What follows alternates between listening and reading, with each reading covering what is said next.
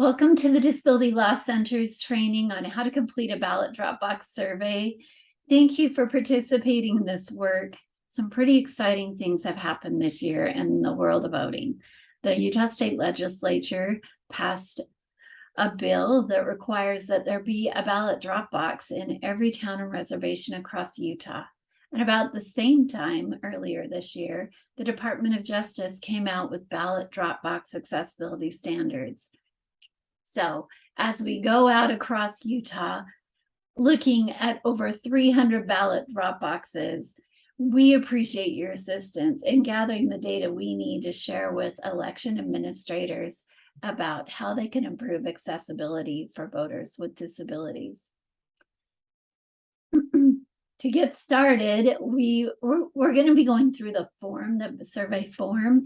And if you'll notice at the top of the form, we just want to ask you some information about you, the date, the location you're visiting. The next section, we're going to be looking at the type of drop box that you're evaluating. We want you to check the appropriate box next to, is it inside a building? Is it outside a building, not reachable from a vehicle? Or is it installed curbside and intended to be reachable from a vehicle? So if you'll just check the right box there, then we'll move on. The first section is parking. If you are looking at a curbside drop box, you do not need to do the parking section of this survey. But looking at parking, there are 5 standards that we're going to assess for parking. The first is there at least one van accessible parking spot with an adjacent access aisle that has a combined total width between the access aisle and the parking spot of 192 inches. So looking at this diagram of parking here at the top, access aisles are those areas that are set aside to give individuals room to exit their vehicle. They're usually painted in yellow diagonal lines to indicate that you shouldn't park there. Access aisles can be shared by 2 parking spots, and that's just fine. Every location should have a van accessible parking spot. So those are those spots that are 192 inches. If there are over 25 spots in a parking lot, then there should be a second accessible parking spot. But it doesn't need to be van accessible, and other accessible parking spots combined with their access aisles should be 156 inches. So we're just going to be looking at both of those things. And the third thing is, are the accessible parking spots marked with an upright sign? That's just those blue signs that we're used to. A van accessible spot should say van accessible. The other ones can just be, the plain international symbol of accessibility in front of those spots. And then we also want to see that it's painted on the pavement as well, where possible. And does each accessible parking spot have a curb cut or other accessible connection to the pedestrian route? So I want to draw your attention to this lower picture. In this picture, there is a curb cut directly in front of the access aisle that leads to the sidewalk that then goes to the entrance. But if you'll notice the other access aisle, there is no curb cut here, and that's okay. We just need to have some way to get from accessible parking to the accessible route to the building. And that is okay if it's going through the parking lot. Unfortunately, it's a lot safer if every access aisle had a curb cut, but it's not legally required. The next thing we're going to look at is the route to the drop box. The first thing is we want to check out the walking surface from where we park to the building. The walking surface should be stable, firm, and slip resistant. And we always think about concrete and asphalt as, those kind of surfaces that are accessible. But in under some conditions, other types of surfaces can be firm, slip resistant, and stable. For example, this picture on the right, this location, maybe not be able to tell, that gravel is quite fine and the surface is very firm. That could be, we could call that accessible. This other picture here on the left, the gravel is actually a lot larger. You may not be able to tell that in the picture. That would not be a good surface to navigate across if you're using a walker or any other kind of mobility device. But what they have done at this building is provide a really stable access aisle with this concrete. So the accessible parking, you can pull in on gravel, but you can exit your vehicle onto pavement and then go on into the building from there. So that can be an accessible option as well. Most of what you'll see will probably be your typical asphalt and concrete, but there are situations out there in these smaller communities that we see other things. Also on the route to the building is the route free of surface openings greater than 1/2 inch, such as holes in the pavement or grate openings. I have some pictures here, you see these sidewalks that might be degrading a little bit, or like even get lifted sections of a sidewalk, which creates a lift of over 1/2 inch. That's something to look at too. So examples here on the left and in the middle of, some things you might see along the pathway. And also, is the route at least 36 inches wide? So we're talking about routes inside the building and outside the building. Sidewalks tend to be, unless they're older, they tend to be 36 inches wide, and walkways there. What you might watch for is when someone places a flag or a sign in the middle of the sidewalk. We're then reducing the width of that accessible pathway, and that's something that should be changed or noted. Inside, you'll see this building here on the right. The accessible entrance is actually that doorway directly in front of us down the hallway. And at this location, they've got a ladder stacked in the hallway. They've got some EMS bags piled up there, and that's reducing the width of the hallway so that it is no longer accessible. So you might watch for those things.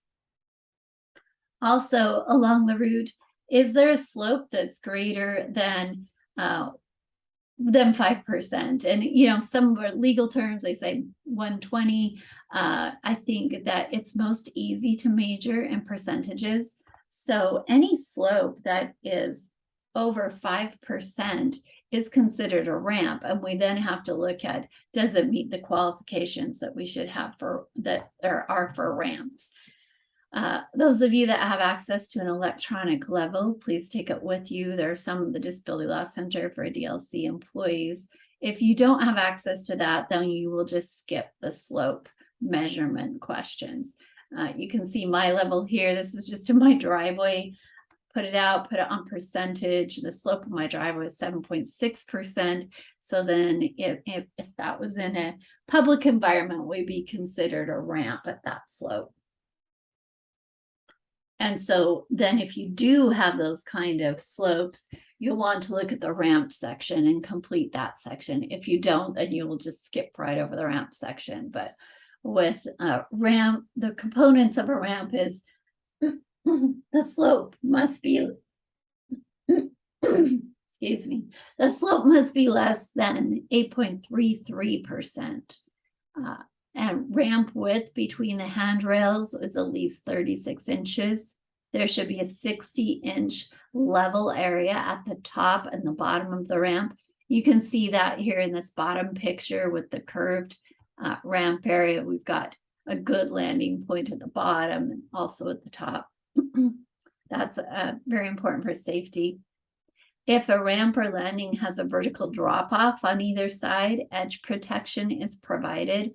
So sometimes just the slope of a landscaping will be a ramp, and then you've just got grass on either side and there's no need for edge protection. But whenever one or the other side or both, there's a drop off, then you need that edge protection, which is something at the base of the ramp that would keep a wheel from a stroller, a wheelchair, walker, whatever mobility device from rolling off the edge of the ramp. In this picture in the top left, we see they've used a curb on their ramp as edge protection. And the one on the right with the green handrail, they have their handrail has a bottom rail that acts as edge protection. So it's just basically that protection. In this bottom picture, they don't have it. So that is not accessible with the handrail the way they've designed it there.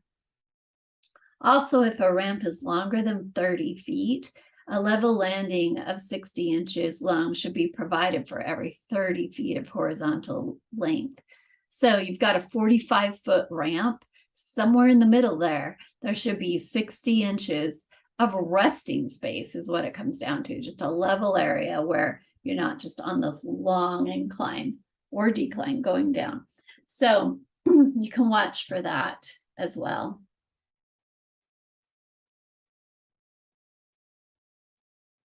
Back to our route questions. We're also going to look at the cross slope of sidewalks. Sidewalks should be level, they shouldn't be tipped, right? So incline and decline's fine up to a certain point, but we don't want tipping them. And their requirements are pretty low on that. It should be less than 2.1% of any kind of cross slope. You can use your level for that too. The route is free of changes in level greater than a ½ inch, including stairs. We've got some pictures here. You can see this picture on the far left.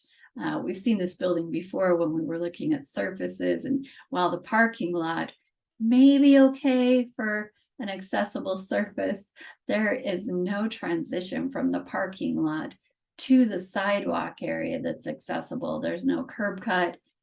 So the lift is too high, and that makes that building inaccessible. Here in this picture of the sidewalk, you can see, one of those lifted sidewalk sections that can be problematic and dangerous. This next picture, there's a really thick rug type thing that's there where you might be traveling to enter the building. So those are some things to watch for. We're also going to watch for anything that kind of juts out from the wall or hangs down from above that is between 27 inches and 80 inches. The reason for that is individuals who are blind or have visual impairments that use a cane to navigate, that cane will pick up objects that are below 27 inches. But if you get anything between kind of 27 and 80, then the person may not be aware that it is there. So whether it's a sign mounted on a post that sticks out a ways, or it's a countertop that juts out from the wall, maybe a display case. Some of our water fountains are designed that way. Then someone could be walking along and run directly into it because there's no warning below that object that the object exists. So that's something to watch for along the route as well. And, sidewalks, you might even have tree limbs hanging down. You can watch for things like that. Okay, now we're at the entrance. If your drop box is inside a building, we're going to be looking at the entrance. If it's outside, obviously you'll be able to skip this section. At the entrance, is there at least one accessible entrance connected to an accessible route?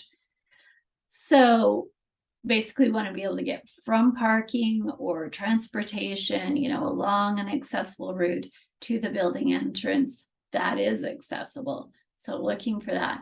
And then, is the entrance accessible? Here are the requirements. The doorway should be at least 32 inches wide.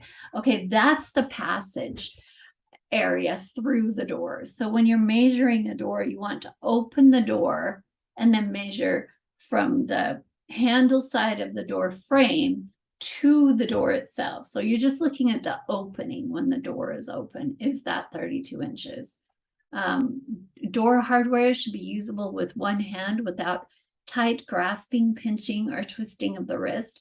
Here's some examples at the bottom of this slide of accessible hardware. You notice that basically you're able to open the door with a flat palm or a closed fist on each of these types. This example, this brown door with the gray building, that is not accessible hardware. Now, of course, if there is not accessible hardware, but there is a door opener provided, then that is a way to open the door accessibly, and that is just fine. There should be 18 inches of clearance on the pull side of the door So we're looking at this picture that's in the lower right. We've got a really accessible door, great hardware. It's got this side light as well that's at least 18 inches wide. And why that's important is someone that is using a mobility device needs somewhere to be, so they're not opening the door straight into themselves. There's that room to kind of get to the side of the door, to get close enough to the door to open it for one, and then to be able to swing it open while you're there. What happens, and you can see in this picture, is often you'll find that individuals, building staff or whatever, will replace an item in that area. You see cigarette butt trays, trash cans, floral arrangements, furniture, all kinds of things. And so that's just something to watch for there. And once in a while in an older building, a wall will just be right up to that handle side of the door. And hopefully they've installed accessible automatic door openers in that situation. If not, you can make a note of it. We want to raise threshold that's no higher than 3/4 inch at the door and beveled on both sides. So, 1/2 inch is always that, okay, we can live with bumping over something 1/2 inch, and we'll go up to 3/4. Excuse me, we'll go up to 3/4 if it's beveled, but we don't want any kind of lift more than that. And then 30 by 48 inches of clear floor space inside a vestibule, which is the term that I don't often use, but obviously that's that area, between double sets of doors at an entrance. So you should be able to come in the one set of door and then still have plenty of room to open the other door and get it open if you're using a mobility device, and have enough space there. And that 30 by 48 inches is just kind of the acceptable space needed. Okay, we are finally at the drop box. What are we looking at there? The clear floor or ground space in front of the ballot drop box should be at least 30 by 48. We're hearing that term again, 30 by 48. So 30 inches in front of the box, and then 48 inches, centered facing the box. You see this diagram here at the top. That's the kind of space we need in front of the drop box.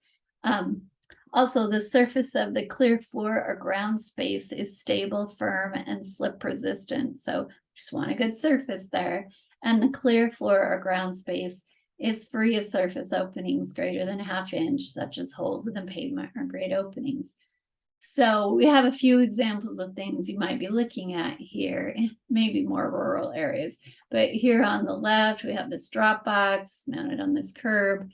But obviously that parking area, there's all kinds of slopes, there's broken asphalt, weeds, all kinds of barriers for anyone that might need to approach that drop box on foot. So that would be problematic. Also, we're not sure this one in the middle, does it have, it looks like it has 30 inches in front of the drop box for sure. Does it have 48, to really get in there and drop it off? I suspect it does if you look at that doorway and the extra space that provides, but you might see other drop boxes in corners, so it might make it a little tricky. And then here on the right, this lovely drop box in a clerk's office that somebody just kind of put on the floor in the corner. So obviously we don't have that space in front of it. The surface is fine, but not great for being able to get to it. Also, the clear floor or ground space should be level. So basically you want just nice and level. You want things flat when you're trying to deposit something, not try to keep from rolling away. And the clear floor or ground space is free from vertical changes in level. So here's a few examples. This one on the left, great box, it's like accessible from the sidewalk and from this kind of a lane. It's good, level, nice approach there. This one in the middle, they've got a few things going on with that. It is set up on a curb, and those boxes are kind of intended, if you notice, the other They should be really mounted just a few inches back from the curb if they're a curbside box, so that that angled section at the top where you're depositing the box is really even with the curb surface below, vertically.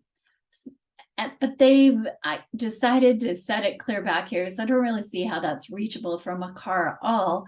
So you're going to have to get out, right? But there's no curb cut to get to it from there. And then on top of that, they put this weird step in along the sidewalk and decided to put the box back there in that corner. So there's really no way to accessibly approach it from the sidewalk.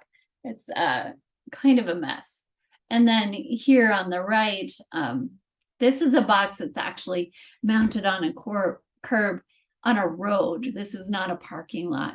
You would have to drive down the wrong side of the road to be able to deposit it from the driver's seat. And there are a few other problems here. It's not approachable at all from the sidewalk. There's nothing to keep cars from parking right there, parallel along the road where they're allowed to park and blocking the drop box. And then, though it's maybe difficult to see in the slide, this is a pretty significant gutter in front of this ballot drop box. So it's definitely not level. So kind of a lot of problems going on with that one. And then finally, and this is the biggest area that we're seeing mistakes being made across the state that are really avoidable, is the ballot drop box handle and opening are located between 15 inches and 48 inches above the floor or ground surface. That's where it's considered to be accessible reach-wise, and we're seeing a lot of problems with that. So for example, this lovely picture from Davis County here on the left, I mean, we love that. We love the big sign so you can find the ballot drop box in the parking area. It's a beautiful box. Davis is a big county and they bought big boxes. It's a large county and with a lot of population, they bought large boxes. It seems to be mounted reasonably far back so that maybe that front area where you deposit the ballot is pretty even with the curb below so that you could wheel right up to the curb and still reach it. The problem is this box was designed to be accessible, but it wasn't designed to be accessible on a curb. So once they installed it up on this pad above the curb, it's about 54 inches high, which is a problem. Some of the smaller counties did buy shorter boxes. They didn't need the volume of a box. So like this box in the middle from Wasatch County, it's the height might be better. I think it's technically an inch too high still, if they would have dropped that down a little, but it's a little bit question about whether it's too far back, but this one might be okay. You'd have to measure that closer. And then another thing that we see with some of the smaller towns is you'll just get these tabletop style drop boxes, little small ones that we used to use in the day and polling places, and they might be placed on a counter or on a table, which then can get them up quite high. And so that's an easy fix. People can bring them down to a lower table or just set them on the floor. Most of them are at least 15 inches high, so they are accessible when they're on the floor.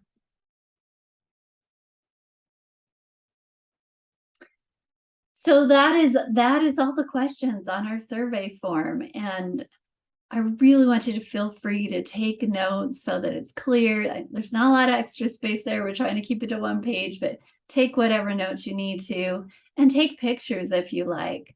If there's a situation that's kind of interesting, problematic, and maybe a little bit difficult to describe, then please take a picture and send it to us as well. If the slot on a drop box is too high, it's 55 inches, you can tell us that, we'll get that. But if there are other kind of access issues that are a little more complex, it's great to have a picture. Please feel free to call me, text me, day, night, anytime, weekends, I don't care. If you're out doing the work, I'd love to hear from you, and I hope that I'll be able to catch your call. You can reach me at 435-232-4269. And thank you so much for your help.